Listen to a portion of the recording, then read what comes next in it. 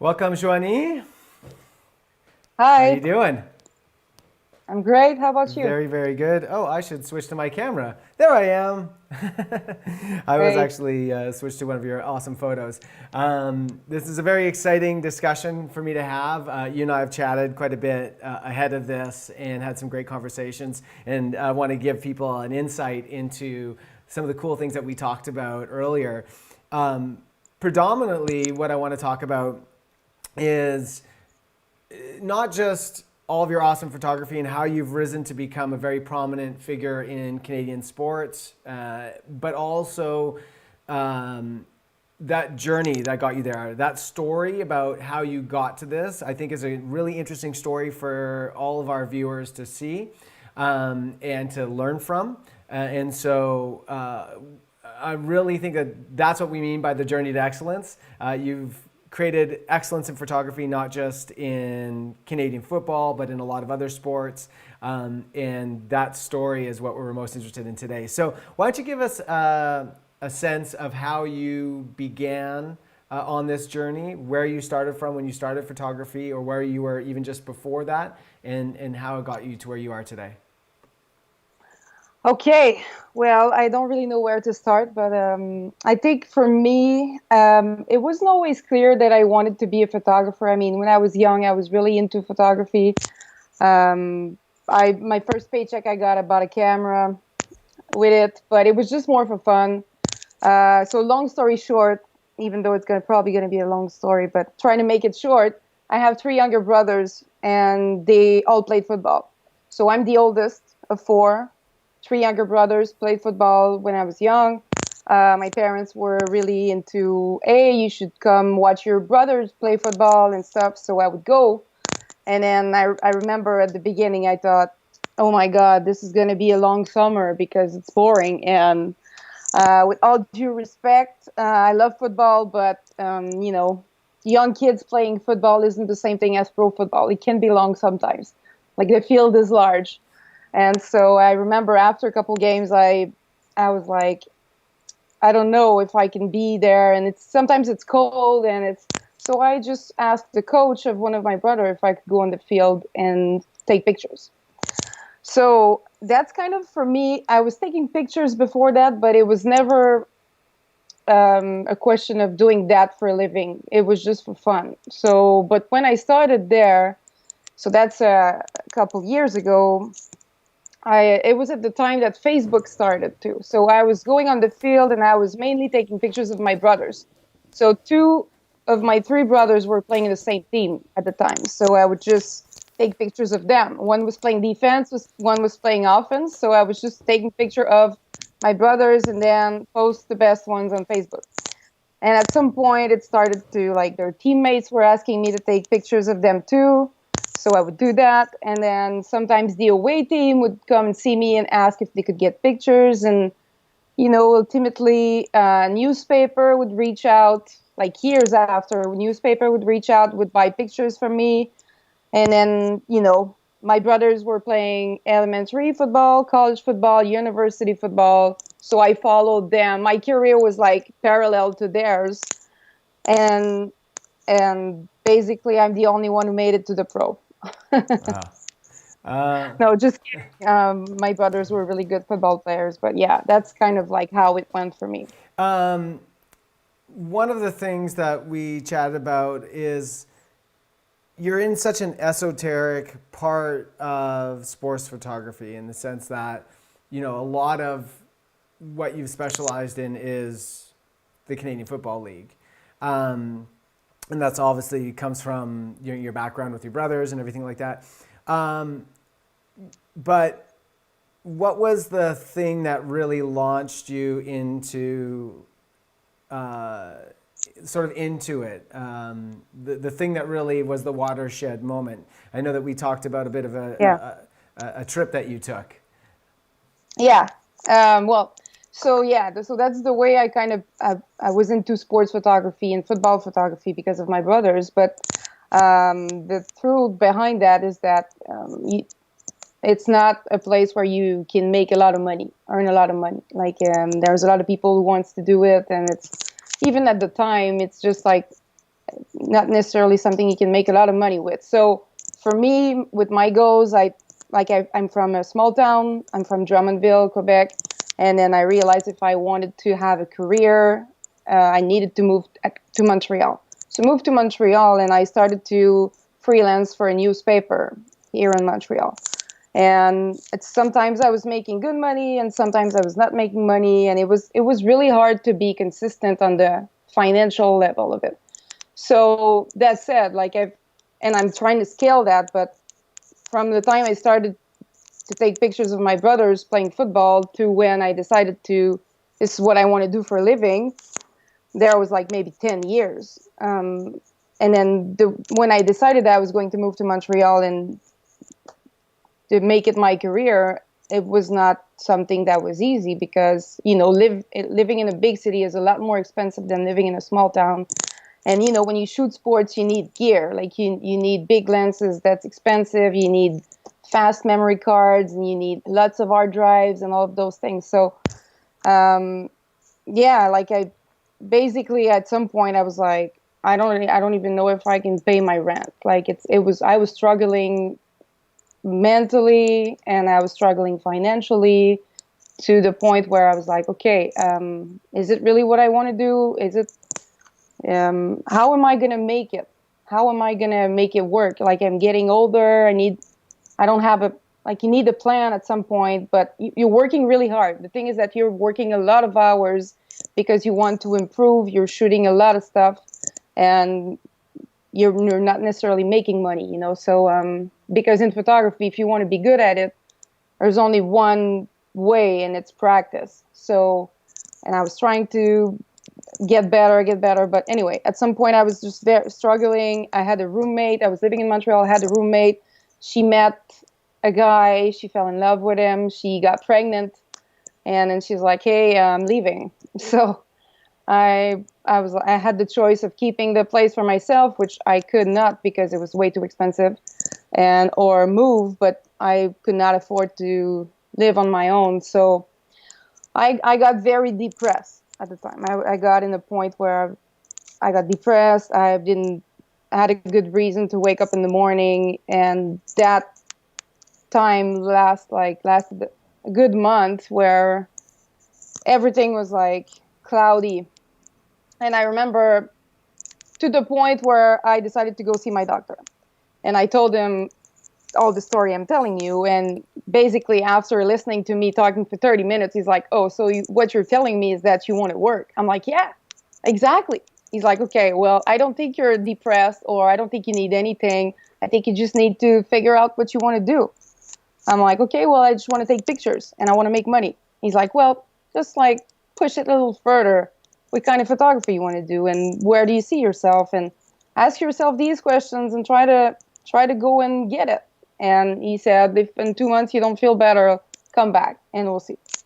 So it's all because of him, basically. So I went back to my house and I asked myself, and the answer was I wanted to be a photographer for the Canadian Football League, and I wanted to travel and shoot the games and be paid for it. So that was what I wanted. Now, how do you get this? I don't know. So I decided, well, I don't really have a lot to lose. My roommate was leaving.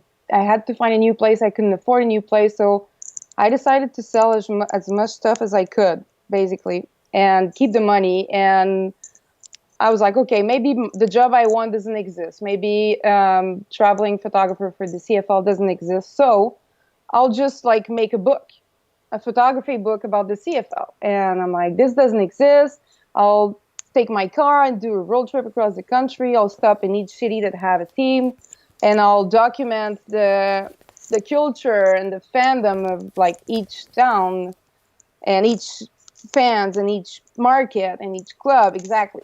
And I'll, we'll see after. Worst case scenario, nobody buys the book, I'm broke, and I just have to find a job, which is basically the same point that I was at the time that I made that decision. So sold everything and I went on a road trip. I did this book, but I got very lucky because I made an Indiegogo campaign or a You Found Me thing. And so basically people could buy the book when I started, and I would pay for my travel with the money of the sales so I can make the book with that money. So I started that, but at the time I had like, I don't know, 100 followers. And so I was lucky because in the first game that I shot in my project, there was a woman, a reporter, and she did a live intervention with me talking about my project. And I sold like, I don't know, 30 books because of that. And I was like, wow. But the thing is that I was going from Montreal to Ottawa and then all the way to Vancouver. So my next stop in Ottawa, I had tons of emails of reporters and radio hosts and a newspaper writer who wanted to write and talk about my story. So it really got me a good tribune of like people got to know me and got to see my work, and they got excited for me for my project. They wanted to support me because I was a 26-year-old woman, French-speaking woman from a small town doing a cross-country road trip to make a football book. So everyone was interested in it. So that's really what started my career. I'm going to just interject before we move on. I've noticed that your microphone from your headset is rubbing against your zipper up there. It's annoying. Yeah, so we're getting some like crackling sounds there. So you can just either move your lapel zipper or it's just on. I'll try to not move. Yeah. I'll just stay flat. Just be conscious of the microphone just rubbing on there. Okay. So then give us a sense of what happened next. So now you've got, which is this book here, Our League, Our Country. You did another book. We're going to talk about that in a second. But this is an amazing book with like world-class, sports images. You would never know, in a sense, that you weren't already working for the CFL at this point. I mean, there's some really incredible stuff in here. So you are finished shooting. Now, did you get the attention of the CFL in terms of getting actually paid to do the work after this is published, or were they already in conversation with you prior to this book even coming out? They knew who I was when I decided to do the book, and it's not like you can go on and make a book without asking for permission. I had to go in meetings with them, tell them about my project, and they had to approve it. And they helped me with getting the access. So I had a list of email of people to reach to in the team. So they knew I was going to spend the week there and stuff like that. So they knew. But when I proposed them the project, they knew me, but it wasn't like I was famous either. And I was not that good at the time. I think I was just okay. So it's when I told them about my project, they were like, "Oh, cool, but good luck. We're gonna help you getting with the access, but we're not gonna pay you." And I'm like, "Okay, I don't need you to pay me. I just want to be able to do my thing." So they let me do it, but then at the end, I published my book, and then a couple months after, they offered me a job. Wow. So part of the theme that we're going to talk about today, and we're going to come back to it in a little while, because there's some other things that I want to talk about first, is your understanding, your advice to people, in the message that we want to get across about developing something that is a personal brand, a personal interest, because we all come from something, right? You happen to have brothers that were football players. Somebody might grow up like on the coast where they were surfing, or they were an artist first. And it's all about taking what you have, what your assets are, and building on that. And to express that through art. So we're going to talk, I got a whole bunch of questions around that. We're going to talk about that in a second. But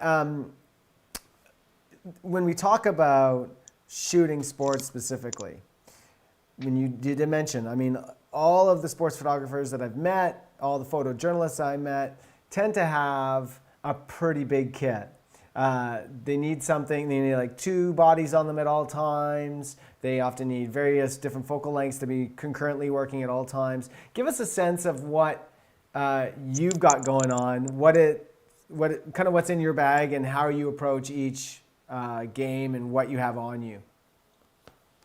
Okay. Yeah, like you said, sports photography is, if you're a photographer and you're just starting and you're like, oh, I'd like to become a photographer, don't choose sports because you're going to be broke for the rest of your life.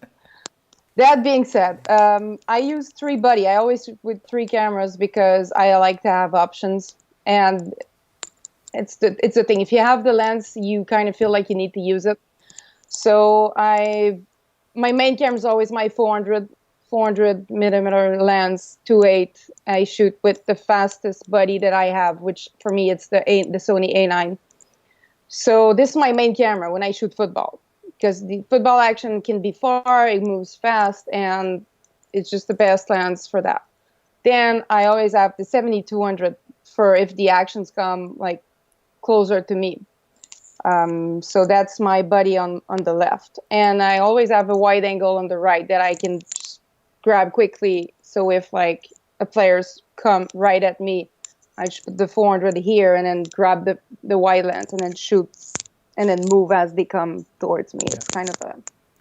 So it's always my go-to thing. Right now I'm having a 24-70-2.8. So that's my widest lens. I am going to buy the new Sony 21.8. Like, I've been wanting this lens for a while. I was waiting for Sony to release it. So I'm going to buy it probably, when we start to make money again. And but my widest lens is the 24-70. I have the Sony 70-200-2.8 and the 400 that I use most of, like, every football game. That's my go-to kit. Now, when things don't go the way I want to, when it's halftime and I feel like I only have shitty pictures, then I decide to challenge myself and I switch everything. So I keep the 400 and I'll put like a 35-1.4 as a wide, and I'll put like my 135-1.8, or most likely 135-1.8, and I'll try and shoot with a very, very wide aperture, so I can create something. It's for sports. It's always easier to have zoom lenses because you can do basically everything. But if you want to have wow pictures, sometimes you have to take the risk of going with like fixed lens. So that's when I have shitty games, like like I said, when not much is happening and I feel like I don't have any wow picture or anything at halftime, I just switch and I challenge myself and I go with a fixed lens kit. So that's what I do. Yeah, and one thing again, your zipper, we're still getting some noise on your zipper.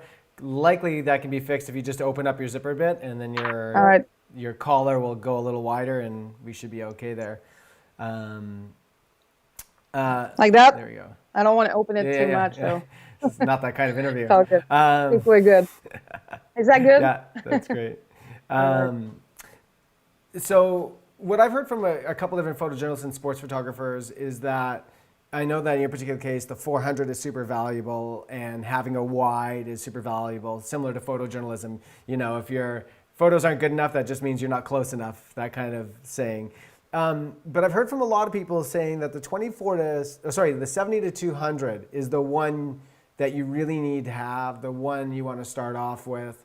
How often in multiple situations, like, would you agree with that? Is that, like, what are the roles the 70-200 play in all of your photography? Yes, I 100% agree with you. If you're listening and you're wondering, you want to buy a lens, or you're starting, if you can put all your money in just one lens, I'd say buy the 70-200-2.8 for sports. Yes, it's for everything almost. It's the greatest lens. You could do great portraits with that. You could shoot any sports with it. You can do everything with that lens. It's an expensive lens, but it's not losing any value. You could resell it 5 years after for almost the same price you paid for it if you took good care of it. And you get a good depth of field. When you hear the word bokeh, if you have a good 70-200-2.8, you can get pretty good bokeh. You could, in low light, especially in low light with the f2.8, you could get a lot of good pictures. It's if you have one lens to buy, it's the one. Yeah, and you can ask any sports photographer if they'd have to pick one lens to work, and then to make sure they could get the job done, they'd probably say the 70-200. And I've noticed in your kit that you have the A9, as you already spoke about, but you also have the A7R and the A7 III. So the A7R Mark IV or Mark III, I don't know which. Mark III. I still have the Mark III. So you got a high resolution camera there. When are you, so the A9 obviously you're using for, it's a powerhouse, you need it for sports, the high frame rates, all that type of thing. When are you going with the other cameras? When are you using the R? When are you using the A7 III? It depends. It depends if the clients, for what I'm doing. So if I know the client wants to have picture that would go on a billboard or large print stuff, then for sure I use the A7R III. And even if it's a slower camera, if I shoot sports, but I know the pictures I'm shooting are most likely going there, I'll try and use that camera. So I'll put the 400 on it and do a couple shots with it because I can get the wider images, the bigger images, larger files. Right. The A7 III to me is a baby A9. It's almost like the A9. It's as fast. It's just like there's a couple things that the A9 does that the A7 III doesn't. So basically, the A7 III is usually with my 70-200, my second fast camera. For me, if I could, I'd probably buy another A9 because I really like the A9. But it's a money thing. Like at some point, you need to balance it out. So the A7 III is just the second fast. So usually my wide is A7R III is going to be my wide angle lens for a football game, for example. My A9's with my 400 and my A7 III is going to be with my 70-200. And I can even say, like, I'm using the A7 III, my personal A7 III to shoot me right now. And one of the reasons I chose to go with the Sony is just like they've mastered versatility, you know, and especially yes. I think the popularity of the A7 III was really all about this camera that can kind of just do about everything, you know, outside of, you know, the A7R has this really amazing high resolution. But it's really impressive. What drew you to Sony in the first place? What was it? I know for some people it's not even the cameras, it's the optics. They have some of the best optics anywhere. What was it for you? Well, for me, I was going there. So I started photography, I was shooting with Canon. So I shot Canon for, I don't know, maybe 10 years. Then I switched to Nikon when I did my road trip. Nikon gave me a bunch of gears so I could make my trip. So I did that. And then Sony kind of like got into the picture with their mirrorless and with the silent shutter. And for me, it was all about the silent shutter. So I was shooting Nikon at the time, and I got myself an A9 with just two lenses. I had the 35 1.4 and a 24-70, and that was my lens when I was shooting games. It was my white camera. But every time I would shoot in the locker room, I would always and only use this camera because I could put it in silent mode. So then you're not a distraction anymore. Nobody sees you. You make sure that you're not at eye level. So I would just go always lower and put my camera on silent, and I could get just so many great shots, like very candid pictures. People wouldn't know I would take picture. And that's really how I got into Sony. I was like, wow, silent shutter. Like, imagine if no one know I'm taking pictures. Imagine in a concert. Imagine during a wedding ceremony where, like, sometimes it's annoying. The shutter is annoying. Like, you hear the press conference of like Trudeau, or for us here, the Premier Legault, and all you can hear is the shutter. It's so annoying. And that's why, for me, it was that. And then I realized how much more I could do. But what got me into Sony was really the silent shot. It's a game changer in sports. We're going to move into, we got a bunch of questions coming from our chat, and I want to get to those right now. But before we do, I just want to mention for the folks who are interested right now, and for those who are watching this after the live stream and don't get an opportunity to answer or ask any one of the pros in the chat some questions, Vistek, our website, has a chat with all of our sales reps and our technical representatives within that. So if you're interested in anything that Johany uses in terms of her gear, we've got that full list in the description below, and you can click that link. And if you have any questions about that particular piece of gear, there's our live chat that's operating on our website, and there's people there to answer your questions. So thank you for breaking down your kit for us. All right, let's get to some of these questions. The first one is from Irma Elbeck, and it's about your book. Irma is asking, how did you publish the book, and did you have a publisher? Okay, so no, I did not have a publisher for my first book. So like I said, I was selling my book in pre-sales, so I sold a lot of books. At the end of it, I was almost at 1,000 books sold. So I basically financed the book with pre-sales, although I was missing a lot of money because printing. So my first edition was, I think, 2,500 books that I printed. It's a lot of money, and you need to pay, like, the printer don't finance you. So it's like we're talking about $20,000-$30,000. So I had some friends that were had money and that they wanted to help me, and they gave me a check, and they paid, basically they gave me the money I needed to print it that I was missing, and and I printed the book, and I was able to pay them back 3 weeks after that. So that's like, just, when you say that planets were aligned for me, that was it. Like when I started my journey with the book and like the road trip, and everything worked perfectly, even though I did not have a plan. It just worked out. So thank you, Diane and Claude. I don't know if they're listening, but yeah, they're the one who really made that possible. And then for my second book, I did not have a publisher either, but I had the money. I was putting a lot of money aside because I knew at some point I wanted to do another book. So I just put money aside, and I paid it with my own money. That's amazing. So no publisher. It's hard to have a publisher for those kind of projects because you never know how they're going to end up at the end. So if you're looking to do a book, I would suggest there's a website. It's called Blurb, BLURB. It's expensive, a lot more expensive than printing like 2,000 books. But sometimes you do stuff like that. It's never about profits. If you do it for profits, I've never made money with any of my books.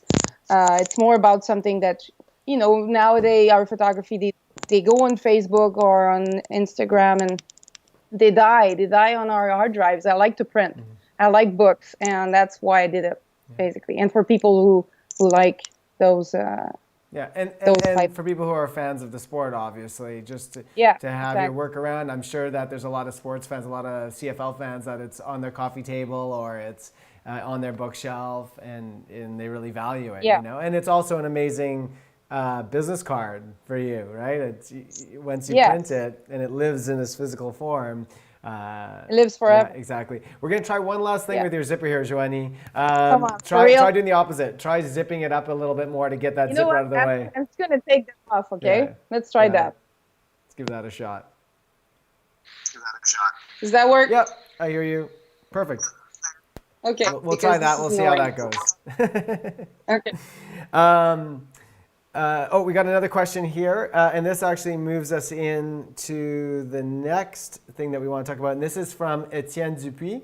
Salut Johany, Etienne says.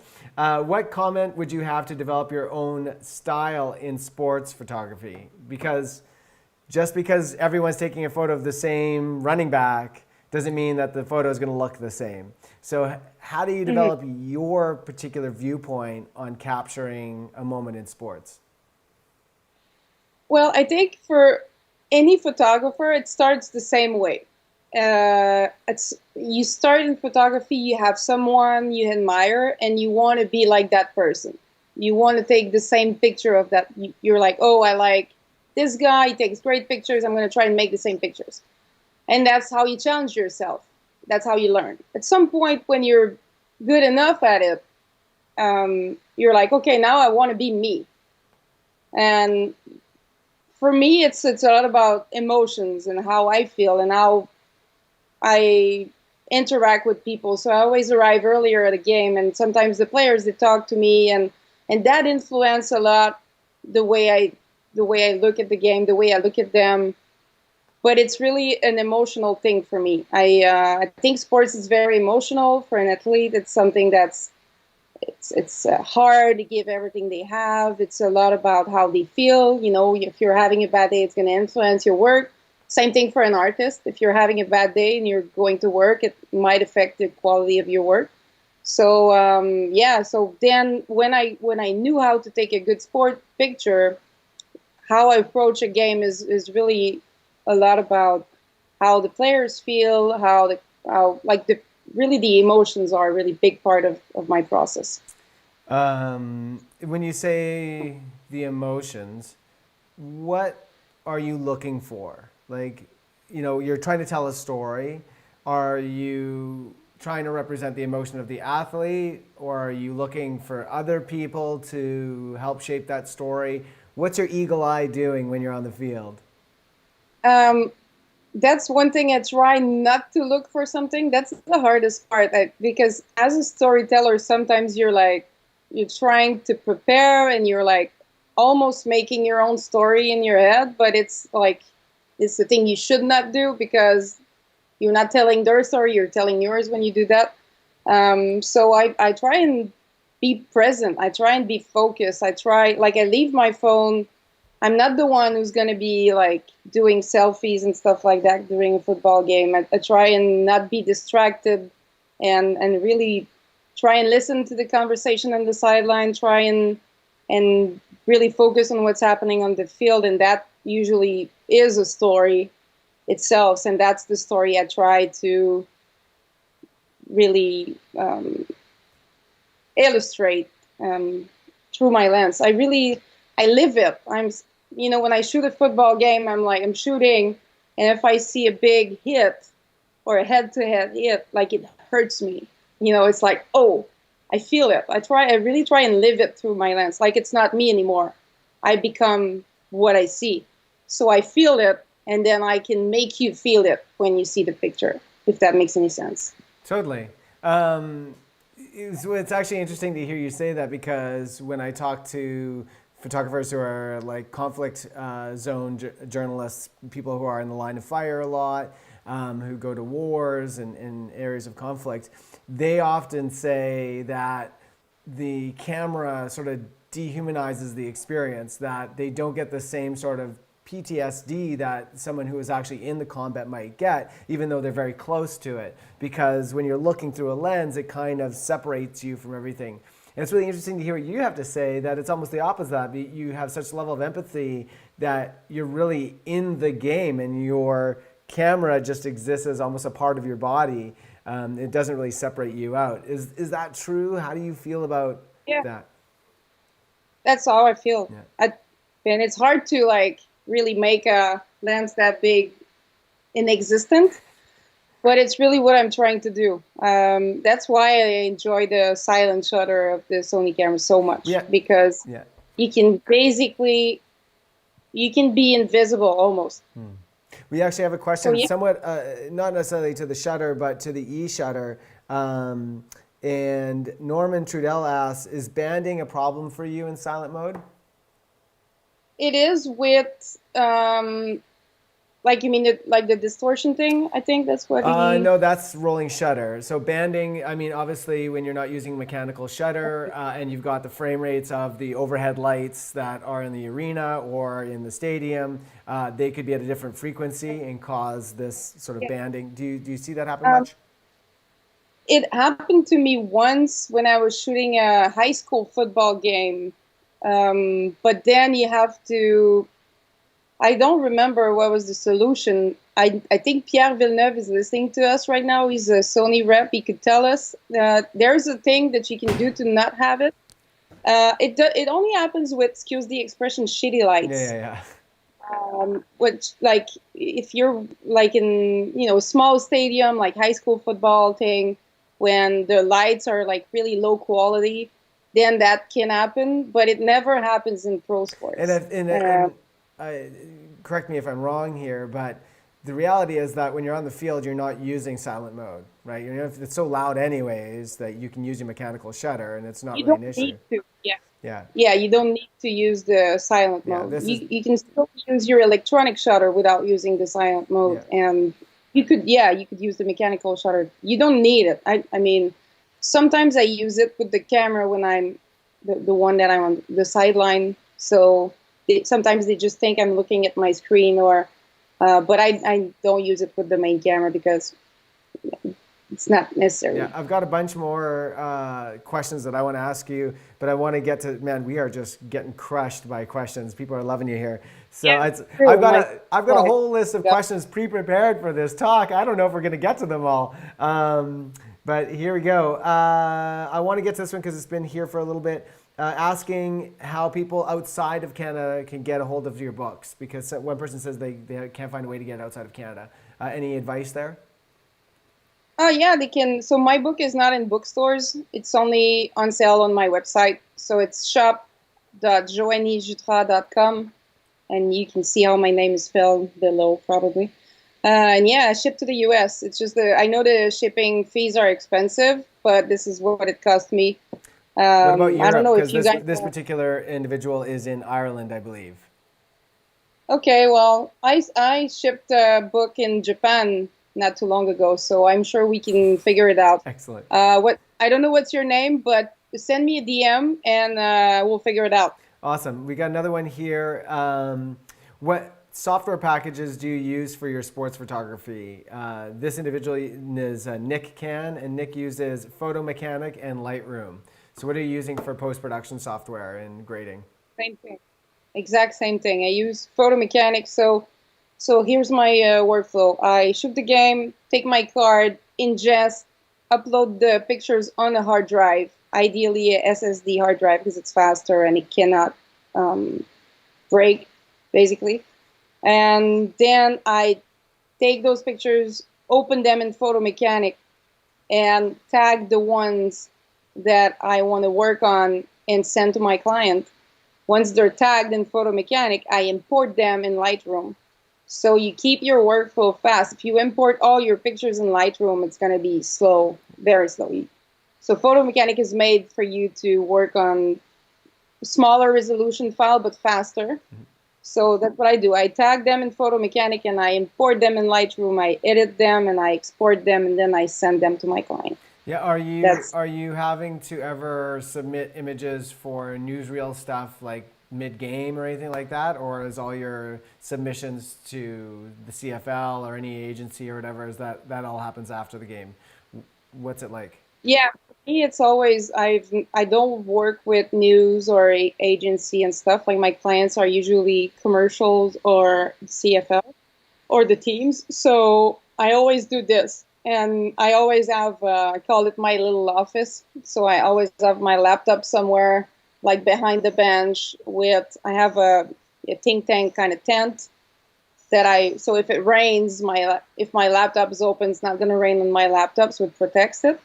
And then I always go back there and I edit, and it's kind of fast. Like I use my phone as my router for the internet, so it's like pretty fast. Yeah. And I can still be able to send a good 30 pictures during the game that way. So I don't have to use the in-camera internet, but if I would want to, I could. I mean, it's the only thing with that is that you cannot edit them, but if you have someone who would edit the pictures for you, that's just you program your camera with FTP if you want, or just the Wi-Fi, and you send them, and then they could that way edit the pictures, and it's even faster than what I do. Are you doing, because you're obviously editing the same way time and time again because it's you, just like every artist has a way of editing stuff that's same often from picture to picture. Do you create presets to speed up the process a little bit to get you in the wheelhouse so you're doing less in post? Yeah, I usually during the warm-up, I find the vibe and the feel that I want to give to my pictures, and then I make my preset, and then I use the same preset for the entire game that I usually adjust because the light changes. Yeah. Usually for a football game, it starts at daylight and it ends. If it's a night game, it's going to end at nighttime. So I adjust a little bit, but yeah, I make my own presets. Cool. A bunch more questions here. We've got another one from. We addressed Irma's second question about your post processing. So that's awesome. Patrick Chan asks, FYI, Patrick Chan just says, banding occurs when the lights are pulse width modulated. That's a mouthful, Patrick. So that might require some Googling on the viewer's end thing to figure out what pulse width modulated actually means. And we got another question from Facundo Campos. It's a lovely name. How do you build trust with the players in such a short time? It's like, it's like they know you're one of them. So how's your relationship with the players where you can kind of just get in there and they know you're there, they love you being there, they feel like you're part of it and you're part of telling their story? What's your strategy there? Well, it's not an easy answer, and it's also not in a short notice. I've been doing that forever. I've been in the football world for a long time. It started with my brothers, like I said at the beginning, for those who missed it. So I've been shooting football since I'm maybe 14 or 15-year-old. So I've been doing it for almost 15 years. So, these players also grew up and now play pro football. So they've been seeing me around for a long time. So I guess that they know they can trust me because I've been there for a while. But that's before the CFL. Now with the CFL, I've been working with the CFL since 2015. So I know almost every player. And it's kind of a trust thing. I work for them, they work for me. I'm part of their team as well. It's like we're teammates. If they're nice to me and I'm nice to them, they want picture, I give them picture, and they respect me, I respect them. It's just like in real life with your coworkers. It's the same thing. So that would be my answer. I've been there for a while, and I'm a pro. I really go there, and I'm not trying to make friends or anything. We're just we're working together. I respect them, they respect me, and that's how it's been working well for me this way. I'm going to circle back now to what we were talking about earlier, and I think it's really sort of appropriate for the time as well, that you were able to take, and I think this is the message that I think is so resounding about your story and about your experience, is that you were able to take a time in your life that was quite difficult. And certainly it could have gone in a completely different direction, but you're able to take that and launch into what became a very successful future for you. So talk about your thoughts around taking times that are difficult or down times or times of transition and turning them into something positive. What's your advice or your thoughts around that? Well, that's a large question. We have time. I mean, yeah, we do. Well, first off, when you're trying to get, when you go to school, let's say you're at the university and you need to study stuff, but you're not feeling it. You could read the page 3 times, you won't remember a word because you're not there. You're not feeling it. Sometimes when you feel that way, it's better to put the book there, do something else. I think it's the same thing in photography or in any field in life. When you don't feel like it's working out, you're like, okay, I need to figure it out, then do it. Sometimes people, they push it. They try and push it. They're like, oh, I'm gonna keep working. I feel this way for editing. Sometimes I'm editing and I'm like, it's not working, and I'm editing 2 pictures, it's taking me forever. And then the day after I go back to them, I'm like, oh, I have to do this all over because it's not what I want. Then instead of spending those 3-4 hours that I wasted, I should have just went on the couch and watched a movie, because sometimes your head needs that. Sometimes, and that's what your head's telling you when you're not feeling it, and when you're feeling depressed, or when you're asking yourself questions and stuff. And it's normal. I think it's part of the process. Every human being go through difficult times, and that's what makes life interesting too. And I always say, it's okay. If you have to ask yourself those questions and then go for what you think you should go for, but sometimes you realize it wasn't that, then it's okay. because the experience in life is the sum of your mistakes. So if you never allow yourself to make any mistakes, then you'll never know. And you're never going to get better. So it's important to like enjoy the journey, enjoy the process. It's not only about getting there where you think you want. It's not about the goal necessarily or the destination, but try and enjoy every step of it, every step of the way, every bump on the road. They're enjoyable too. You know, sometimes you have a little bump on the road and you've learned something, and that's a lot more enjoyable than sometimes the end result. And I know this might sound like a bit of a non sequitur, but I think it does speak to your personal story. You are operating in a field that is very masculine. You're operating in a world that is male dominated. And what has your experience been like being a woman in this field? Not just in a profession that is often dominated by males, like sports photography, but also shooting something that's dominated by males. Has this actually, being a woman, has it helped you? Has it helped you stand out, or has it created some roadblocks for you? What was that experience like, and what does it continue to be like? Oh, well, that's a very good question. For sure, it's kind of a obstacle at the beginning because, you know, they're easy on the judgment. So it's like, oh, but for me, I'm a tough woman. I was born with Guy. I have three younger brothers. I grew up on a farm, so I've been there, you know. And so I'm not easily impressed by, it doesn't really affect me. So I've been through the process of, and I have a lot of women who reach out to me and they ask me that. And I think you have to fake it until you make it. And sometimes it's going to hurt you. And I mean, I'm not saying that it's okay, but like you say, it's a man-dominated world. These things, I'm not going to tell you what these things are. You can use your own imagination, but they're going to happen in any field, anywhere, you know. So for me, it was just something that I didn't let it affect me. I was going there, and if I had some people around that wanted to judge me or try and stop me from, I wasn't letting get it to me, you know what I mean? So, but because I had that way of being at the beginning, then male respect you.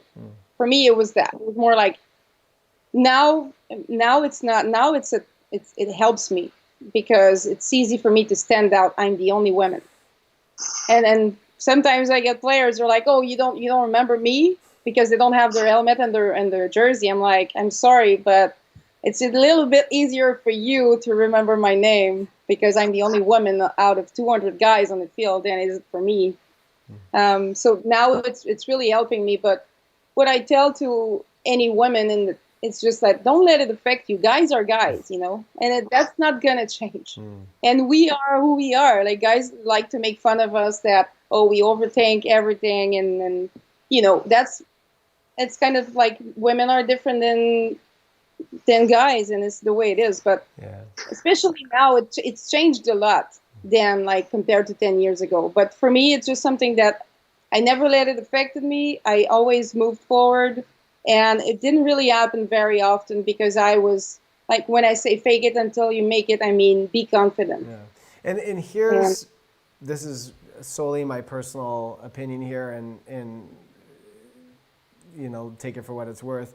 But when I look at your photography, not just the sports stuff, but particularly the CFL stuff, there is a tenderness, there's an empathy, there is such an amount of emotion that I see in your shots. And I don't want to say I don't see this in other photographers, but I don't see it portrayed in the way that you've portrayed it. I don't see the humanity in the way that you've portrayed it. And that makes me wonder, and I'm not the only one that wonders this, because we got a comment here that said the same thing, is, you know, is there a view that a woman has on sports photography that is inherently different than a male's? Can you present sports photography in a way that we're not typically used to seeing. Do you see that at all, or is what I'm I mean, seeing just simply a matter of your personality and not a matter of how gender might play a role? I mean, it's all about opinion here. Like it's a sensitive topic. And it's also, I can think something and you can think another thing, and it doesn't mean you or I are right or not. But for me, and my opinion on that is, I am a very emotional person. I am a very sensitive person in real life. So probably that reflects on my work a lot. And that's probably why, and what you see. A different type of, I mean, I think your work for a photographer, your personalities is into your work for most part. If you're very authentic, your work's going to reflect your personality as well, because you choose to look for what you choose to look, you know? So, yes, I think it, but I know a lot of guys who are very sensitive, who could, you know, emotional, who could probably get the same, you know, it's about feelings. It's hard to discuss that. I mean, and I've never been really good with words. Every time I have to write something, I always call my friends and I send them, and I'm like, can you please rewrite that for it to make sense? Because that's why I'm a photographer, I guess. And that's why they say a picture is worth 1,000 words. But I mean, it's at the end of the day, we're all human, I'd say. And a guy could be emotional, a woman could be rude, or a woman could be emotional and a guy could be rude. Like, it's just, that's what I think. You got some big fans in the chat here. One of them, Isabel, asks, she says, fantastic interview. She's loving what you're saying. And she would love to buy one of your books, but she asks, there's a bit of a hitch here. She wants to know if she can get it autographed. So I'll let you answer that. Yeah, sure. If anyone who buys the book online today or any day, there's a place where you can add a note. And if you request it, I'll happily sign it for you. Awesome. Another question from Etienne here. He wants to know what pro. Wait, let's see. Hold on. I got to read this a little bit. My eyesight's a little bad. Here we go. French. What's that? Etienne speaks French, and I posted on my Facebook that I was going to do the live stream today, and I asked people if they wanted to ask questions in French, I would answer them in French. And so you could also practice your French. I don't want to put people through that horrible experience. I mean, you know, I look confused enough as it is in English. But Etienne asks, although you are a pro, would you mind sharing what photographers you particularly look up to? Yeah, happily. My favorite Canadian sports photographer is Mark Lynch, actually. He was live with you, I think, too. He won the #1 in sports for the World Press exhibition. He is phenomenal. Like, I don't think I could ever be at his level. He is great at everything. He set up his camera on the roof everywhere. He's amazing. In the U.S., there's a guy's name is Donald Mirali. I don't know if I pronounce his name well. You can look him up on Instagram. He is really good as well. Big fan of Annie Leibovitz, for sure. You know, we all have photographers we look to for the work. What is it about particular photographers that you like? Is it you know, the subjects they're capturing? Is it their composition? Is it their lighting, their grading? Like, what are the things that when you think of the photographers that you really admire, what sticks in your mind? What do you carry with you? A lot of things. Framing is one thing. Like, you can make people feel a certain way just by the way you frame. The eye work in a way where they look there and there and then. So it can be complicated, but sometimes if you're a good photographer, it's like second nature. So like great photographers, they make you feel, when you look at their pictures, they make you feel something, and they make you feel like, oh, I wish I took that picture. For me, it's that. And these two guys that I just named, like every time I see their pictures, I'm like, I wish I took that picture. And I wish I'd think of it. And sometimes it's just being very creative and not doing stuff that's been done before and trying to work harder and get different angles. And And sometimes when you do that, there's a good chance you can miss it. But when you succeed, it's phenomenal. And I'm thinking of Donald, the guy I'm talking. He's in the U.S. He took a picture. He was shooting, I think, a triathlon or an Ironman, I think, Ironman. And he went underwater in the ocean, and he shot like all of the swimmers. But there's a turtle that came in the frame. So all you see is just the legs of all the swimmers, and it's like crazy. And then you see that turtle. It's such a great photo, and you're like, oh my God. I don't think you can plan for a shot like that.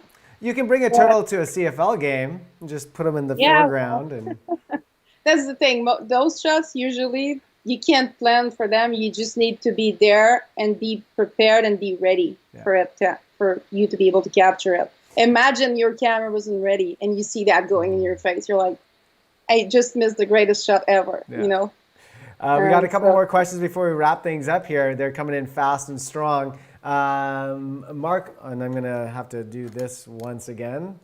Getting to that age, Johany. From Marc-Antoine Allais. Hi there. How is the body doing with all these equipments, walking? There's probably a little bit of translation thing here. I follow you for a long time, and you used to shoot crouch down, hard on the knees. Does this, I guess what I'm trying to get through here in this translation is, your shooting style. If you're up, you're down, you're moving around a lot, you got a lot of big heavy gear on you. Does it make, is it sort of hard on the body? Do you find strategies for making sure that you can get through a game without feeling completely broken? And are there ways that you're positioning yourself and your body that help you get better shots than, say, some other positions? Salut Marc-Antoine. We've shot together in Quebec City a couple years ago, so he would probably roll his question in French or try to write it in English. I don't know. But yes, it's kind of hard for the body for sure. And that's another thing why I also switched to Sony, because the 400, you can hold it with, like how much is the weight? I don't remember, but the whole kit is less than 10 pounds. So I enjoy shooting handheld. I don't like to use a monopod. I can move quickly, and I like to, if I want, I can lay on the ground and then go back up quickly. And I've always done that for as long as I can remember. So that's hard on the body, that's hard on the back. I used to have a massage therapist, and I was spending a lot of money on that. And then I'm trying to find the name. It's osteopath. I'm using an osteopath, and that's really helpful. It's painful, but it's helpful. But I also started to work out. Like, I was lazy before, and I would not work out. I would just drink wine after the games, and I would not stretch. And now I stretch, and I try and work out, so my body is stronger, and your core is. You need to have some kind of like that, because I don't know. Maybe you carry 30 pounds and you walk 10,000 steps during a football game.